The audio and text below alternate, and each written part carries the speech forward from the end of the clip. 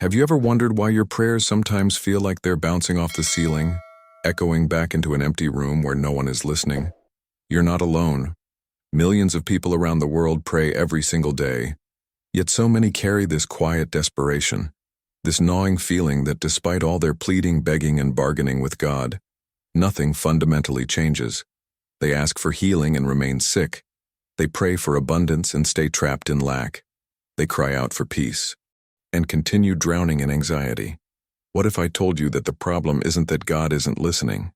What if the entire way you've been taught to pray has been keeping you from experiencing the very power you're desperately seeking? Now here's something that might completely transform your spiritual life. Smith Wigglesworth, one of the most powerful figures in Christian mysticism, discovered a truth so radical that when you truly grasp it, your entire relationship with prayer and with God will never be the same. He realized that when we pray to God, we're unknowingly creating the very separation that keeps our prayers powerless. Think about it for a moment. Has this ever happened to you? You pray with all your heart, you use all the right words, you even feel emotional and sincere, yet somehow there's this invisible wall between you and the divine answer you're seeking. But before we begin, please hit the like button and let me know where in the world you're watching from today. It's always fascinating seeing who's joining us from around the world. And if you haven't already, make sure to hit that subscribe button and turn on the notification bell so you don't miss any of our future videos. Here's what most people never realize. Traditional prayer, the kind we've all been taught since childhood, operates from a fundamental assumption that's actually working against us. When you kneel down and say, "God, please help me," you're unconsciously declaring that God is somewhere out there, distant, separate, and you are down here, broken, lacking, incomplete. Every time you beg for something, you're reinforcing the illusion that you're cut off from divine power. You're literally programming your consciousness to believe in separation rather than union. Stay with me until the end because what you're about to discover might surprise you. It might even seem impossible at first. Smith Wigglesworth taught something that sounds almost blasphemous to religious ears. Yet it's actually the deepest secret of mystical Christianity. You are not separate from God, you never were. The divine presence you've been praying to isn't somewhere in the clouds watching you struggle. It's the very consciousness that's reading these words right now. It's the awareness behind your eyes, the life force animating your body, the intelligence that beats your heart without you even thinking about it. What would happen if instead of praying to God, you learned to pray as God? What if recognition replaced petition? What if you stopped begging and started being? The implications are staggering, and they're not just theoretical. They're immediately practical. People who grasp this shift experience healings that medicine couldn't provide, breakthroughs that logic can't explain, and a peace that circumstances can't disturb. But how does this actually work? And more importantly, how can you begin practicing this revolutionary approach today? So let me share with you the exact mechanism that creates this transformation. Because once you see it, you can't unsee it. The entire journey from powerless prayer to powerful recognition hinges on one critical shift in your mindset. When you pray the traditional way, you're essentially reinforcing a story about yourself that keeps you trapped. Every time you say, "Please God, heal me," you're declaring to the universe and to your own consciousness that you are currently broken, that wholeness is somewhere outside of you, and that you need someone else to grant it to you. This becomes a self-fulfilling prophecy. Your consciousness accepts this story as truth, and your experience reflects it back to you. Now, I want to go even deeper into this hidden truth that Smith Wigglesworth uncovered through years of revelation and direct spiritual experience. The difference between petition and recognition isn't just semantic. It's the difference between living as a victim of circumstances and living as the embodiment of divine power. Listen to how these two approaches sound and feel the impact of each one. The old way says, "Dear God, please heal my body. Please send me money. Please fix my relationship. Please make this pain go away." Can you feel the energy behind those words? There's desperation there. There's lack. There's a fundamental assumption that you are empty and broken, waiting for divine intervention to rescue you from your inadequacy. But the new way, the way of recognition, sounds completely different and carries an entirely different frequency. Instead, you declare, I recognize the divine presence that I am. Infinite wholeness is expressing as this body right now. Limitless abundance is the nature of my consciousness. Perfect love is already present in this situation. Do you notice what just happened? You didn't ask for anything. You didn't beg. You didn't position yourself as separate from the solution. Instead, you acknowledged what is already spiritually true. You aligned your awareness with the reality that exists beyond the veil of appearances. If this kind of transformative spiritual content resonates with you, make sure you subscribe to the channel so you don't miss the deeper teachings I share here. This is where we explore the truth that actually changes lives, not just feels good to hear. This isn't about denying your human experience or pretending problems don't exist. It's about recognizing a deeper truth that operates behind the scenes of visible circumstances. When you pray from recognition, you're not trying to create something new or convince God to change his mind about you. You're simply becoming conscious of what has always been present. You're awakening to the fullness that was there all along, waiting for your acknowledgement. The power isn't in the words themselves. The power is in the consciousness shift that happens when you stop begging and start being. This is the decision point where everything changes, where your entire spiritual journey takes a new direction. Write in the comments, I recognize what I am if this resonates with you and you're ready to explore this path further. Now let me address something crucial that might be running through your mind right now, because this is where most people get confused and miss the entire point of this transformation. You might be thinking, okay, so I just repeat positive statements about myself and everything will magically change? No, that's not what this is. This isn't another self-help technique where you plaster affirmations on your mirror and hope reality bends to your wishful thinking. What Smith Wigglesworth discovered goes far deeper than the surface level of positive thinking or mental tricks. This is spiritual realization, and there's a world of difference between the two. When you practice positive thinking, you're trying to create something that doesn't currently exist. You're attempting to manufacture a new reality through the force of repetition and belief. But recognition is completely different. You're not creating anything new. You're uncovering what has always been present but hidden from your awareness. The divine presence isn't something that comes and goes based on whether you pray correctly or believe hard enough. It's the eternal reality of your being, patiently waiting beneath the noise of your thoughts and fears for you to finally notice it. This is what Smith Wigglesworth meant when he talked about recognizing God as individual being, not God and you as two separate entities, but simply God appearing as you, expressing as your consciousness, living as your life right now in this very moment. Let me share a real story that demonstrates the impact of this revelation, because theory without application remains just theory. There was a woman named Sarah who lived with chronic pain for 7 years. Every single night she would pray desperately for healing, begging God to take away her suffering. She tried every religious technique, every prayer method, every spiritual practice she could find. Nothing worked. The pain persisted, and with each passing year, her faith crumbled a little more under the weight of what felt like unanswered prayers. She began to wonder if God was punishing her, or if she was somehow unworthy of healing. Then Sarah discovered these teachings about recognition, and at first, it seemed almost offensive to her religious background. How could she pray as if she were God? Wasn't that the height of arrogance? But something about the message resonated deep within her soul. Past all the religious conditioning, she made a decision to try a completely different approach. Instead of beginning her day by begging for healing, she started each morning with simple recognition. The divine presence that I am is perfect wholeness. She didn't try to force the pain away. She didn't visualize it disappearing. She simply acknowledged the greater truth that existed beyond the physical sensation. For the first 2 weeks, nothing changed in her body, but something profound shifted behind the scenes of her awareness. She felt less victimized by the pain, less defined by it. The pain was still there, but it no longer held the same power over her identity. By week 3, she noticed the intensity beginning to decrease. By week 6, she experienced something she hadn't felt in 7 years, a completely pain-free day. Today, Sarah lives without chronic pain. Not because God finally decided to answer her prayers after years of ignoring her, but because she awakened to the truth that wholeness was present all along, waiting for her recognition. Drop a comment saying, "I'm ready for this transformation," if Sarah's journey speaks to something you've been experiencing in your own life. Sarah's story is powerful, but let me show you how this principle works across completely different areas of life. Because once you understand the mechanism behind this transformation, you'll realize it applies to literally every challenge you face. Take Marcus, for instance.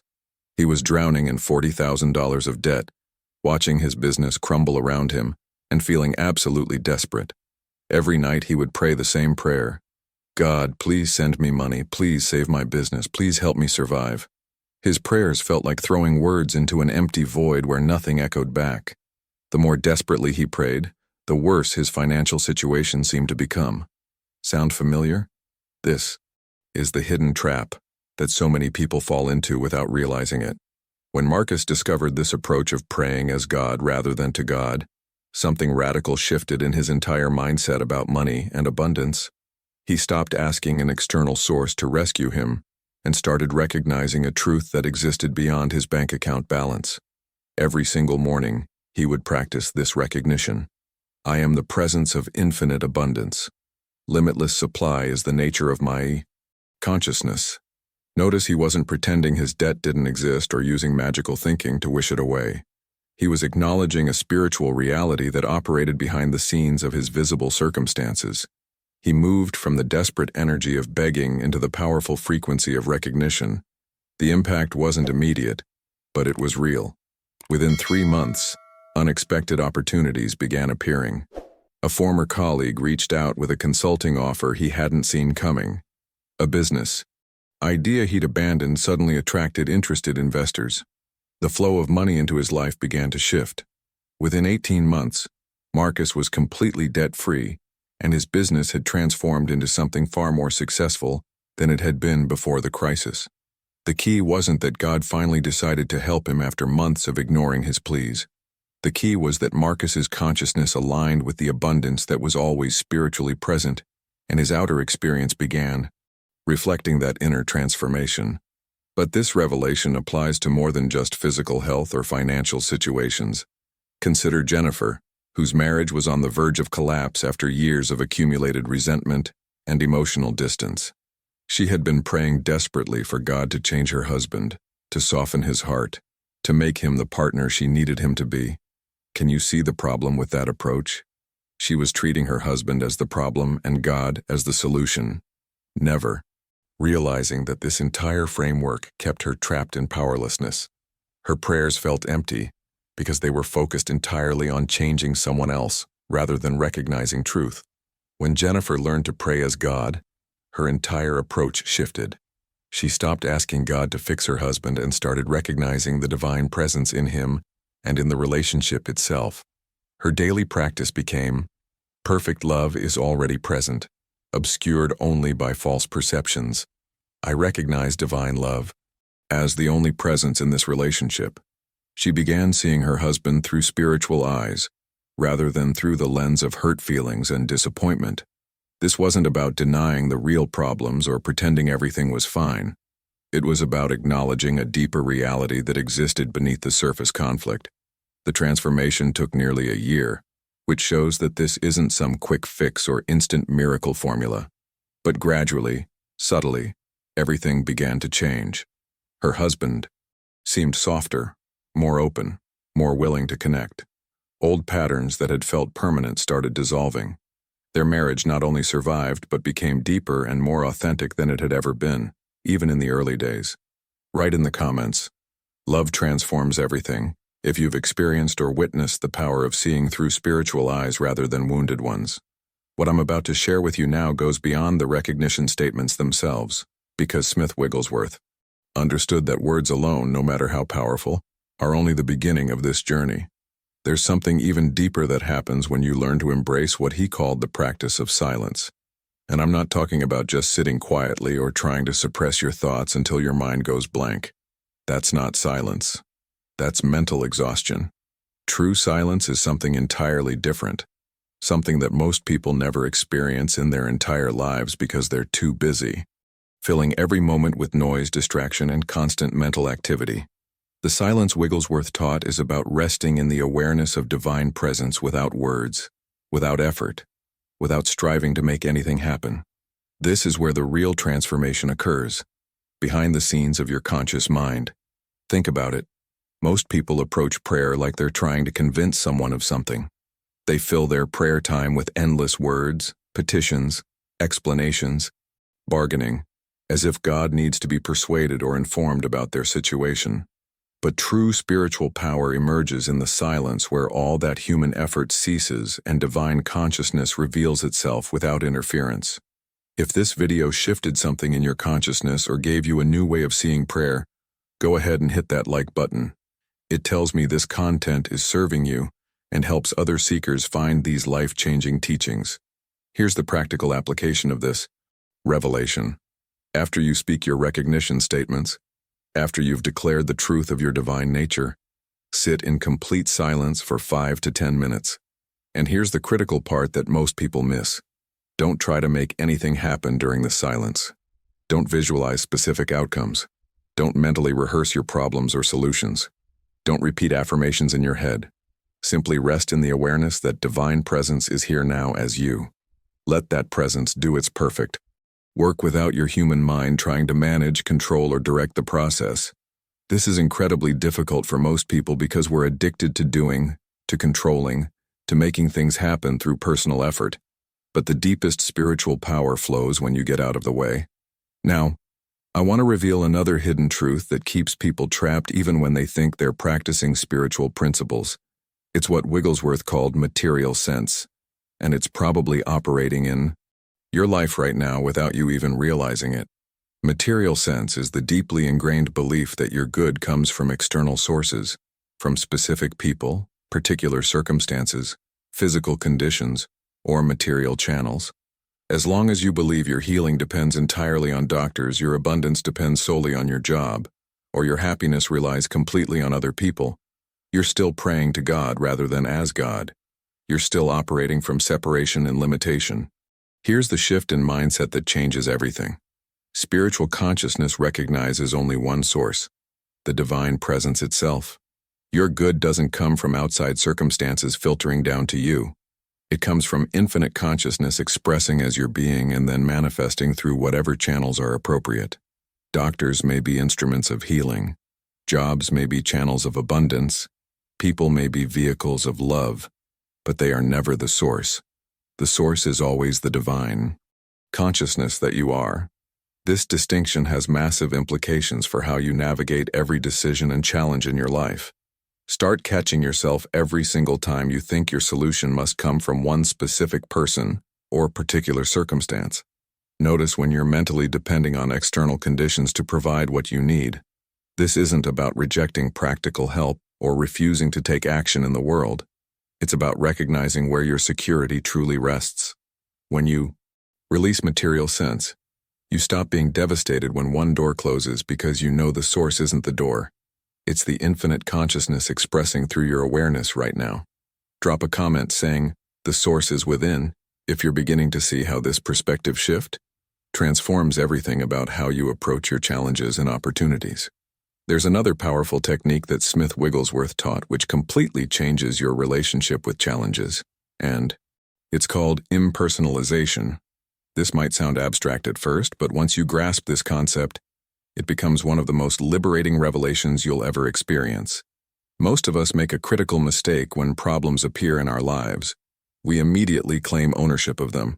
We say my illness, my poverty, my anxiety, my bad luck. The moment you add that possessive pronoun, you're binding that problem to your identity and giving it permission to define who you are. But here's the hidden truth behind appearances. Problems have no personal identity or power. That illness isn't actually yours. It's simply a temporary appearance in consciousness, a false suggestion that has no reality in the divine perfection that is your true nature. Lack isn't your poverty. It's just a belief floating through your awareness that you've mistakenly accepted as truth. When you personalize problems, you give them tremendous power over you. You make them part of your story, part of your identity, part of what you believe to be permanently true about your life. But impersonalization removes that power instantly. Here's how this works in practical application.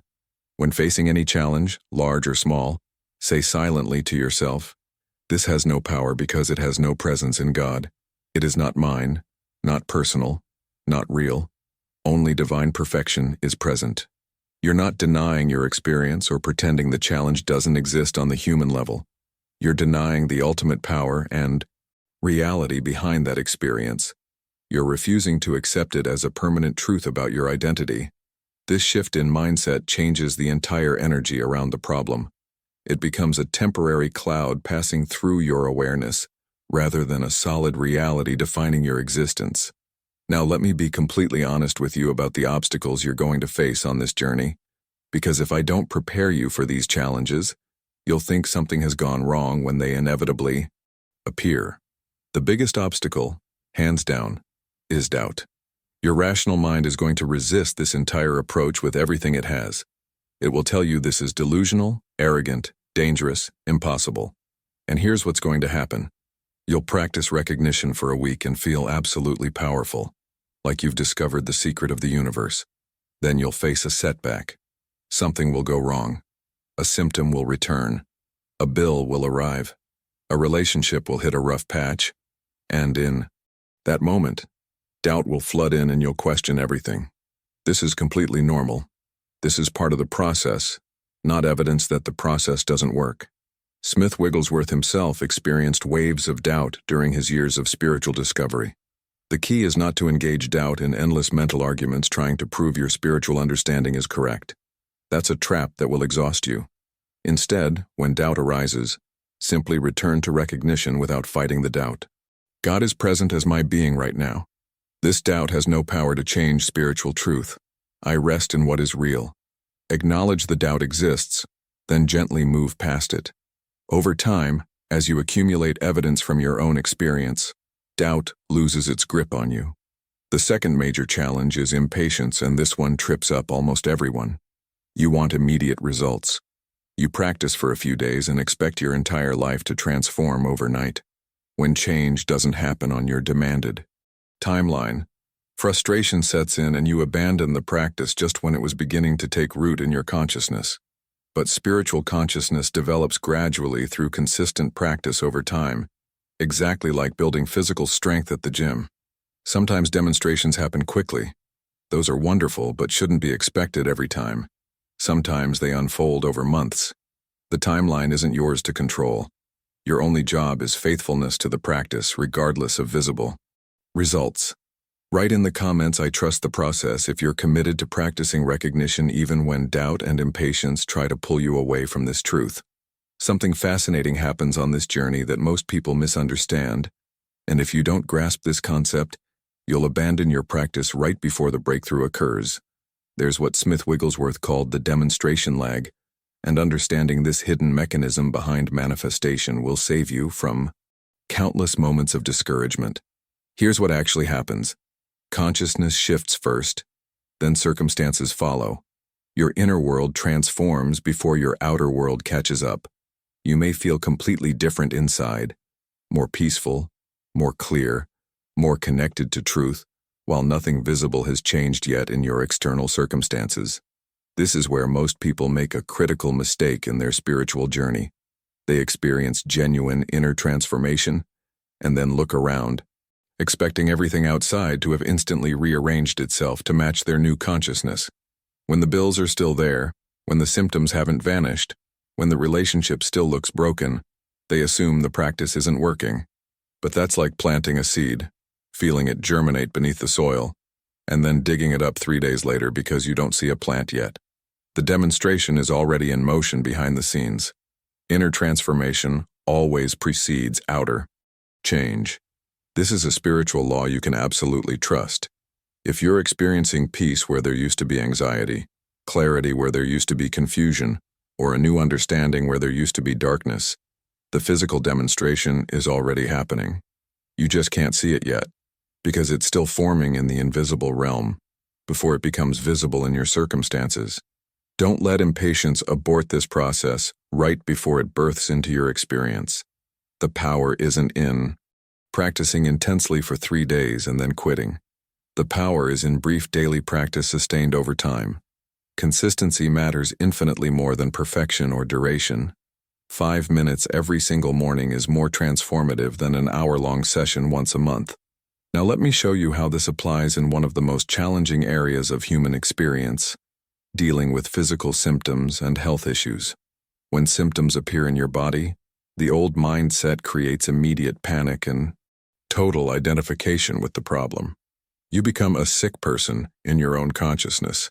But the new way of praying as God creates an entirely different experience of illness. Your recognition sounds like this. The divine body that I am knows only wholeness. Infinite intelligence is governing every cell right now. Notice you're not denying that symptoms exist or claiming you feel fine when you don't. You're simply refusing to give those symptoms ultimate power or final reality in your consciousness. This is where people get confused and think spiritual practice means rejecting medical help, which is absolutely not what Smith Wigglesworth taught. You visit doctors, you take medicine, you use every practical resource available, but you do all of this while maintaining your spiritual recognition that God is the true healing presence working through all these channels. The doctor isn't your source of healing. The doctor is an instrument through which divine intelligence works. The medicine isn't your savior. It's a vehicle through which the one healing presence operates. This subtle shift in understanding creates an entirely different experience of illness, where peace becomes possible even in the midst of symptoms. When you maintain this consciousness, something remarkable happens. You stop feeling victimized by your body. You stop living in constant fear about what might happen next. You stop giving your power away to diagnoses and prognoses. Instead, you remain anchored in the truth that wholeness is your spiritual nature regardless of temporary appearances. Sometimes this recognition leads to rapid healing. Sometimes it leads to peaceful acceptance. Sometimes it guides you to exactly the right treatment at exactly the right time. The outcome varies, but your inner stability remains constant because you're rooted in something that circumstances cannot shake. Comment: wholeness is my nature. If you're ready to maintain this consciousness even when physical appearances seem to contradict it, the impact of this consciousness extends far beyond personal health into every area where you interact with the world. And I want to show you how this transforms two of the most challenging domains of human experience: your financial life and your relationships with difficult people. When it comes to business and money, most people operate from a place of desperate emptiness. They hustle from fear. They chase opportunities from lack. They make decisions from scarcity consciousness.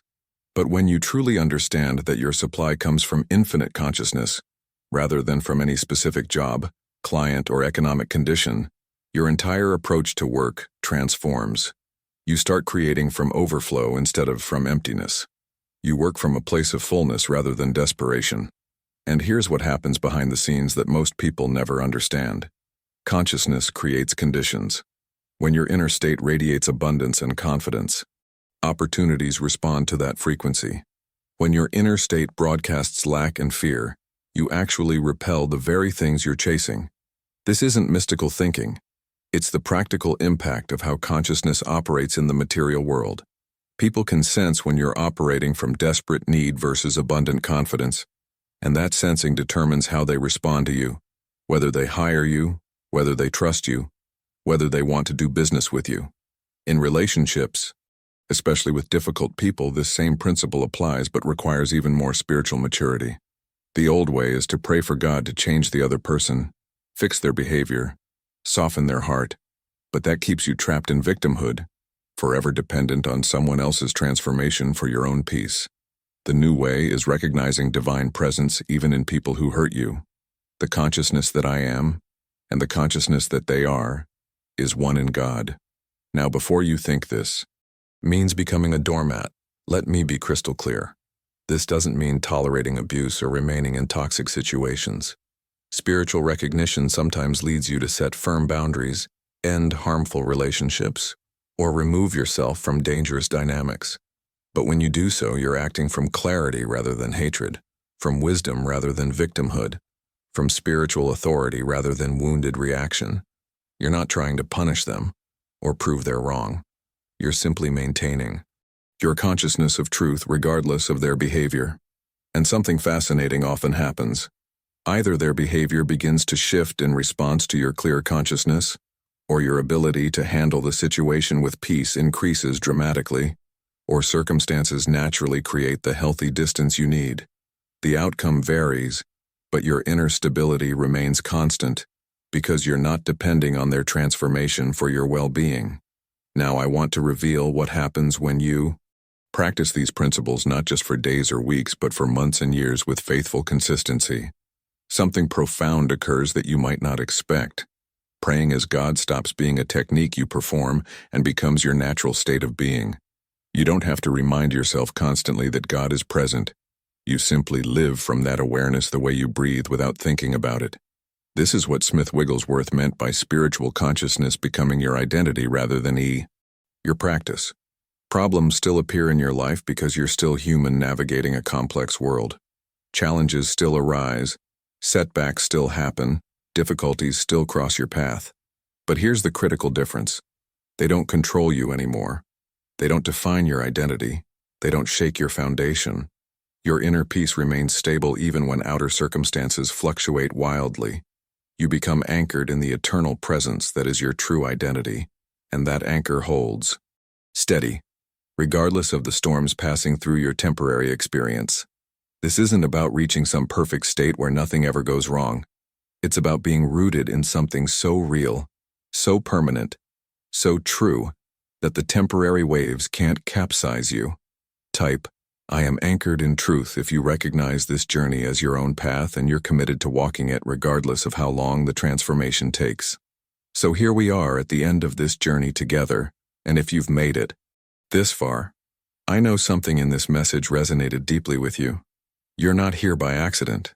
There's a reason these teachings about praying as God rather than to God found their way into your awareness today. Maybe you've been searching for this understanding for years without knowing exactly what you were looking for. Maybe Smith Wigglesworth's wisdom is the missing piece that finally makes everything else click into place.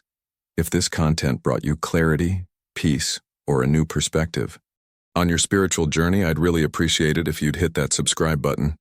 This channel is dedicated to sharing transformative spiritual wisdom that actually works in real life. Not just beautiful theories that sound good, but leave you unchanged. Every video is designed to give you practical insights that shift your consciousness and, through that shift, transform your experience of reality itself. And if you watched all the way through, leave a comment saying, "This message was meant for me, so I know you were here and this connected with you." I read every single comment. And there's something powerful about declaring your readiness for transformation publicly. It solidifies the commitment in your own consciousness. If this video added value to your day and expanded your understanding, go ahead and hit that like button. It helps this message reach other people who are ready for it, other seekers who are tired of begging and ready to start being. There's a video right here that goes even deeper into how consciousness creates your reality and the specific practices that accelerate your spiritual awakening. Click and continue with me over there, because the journey doesn't end here. It's just beginning.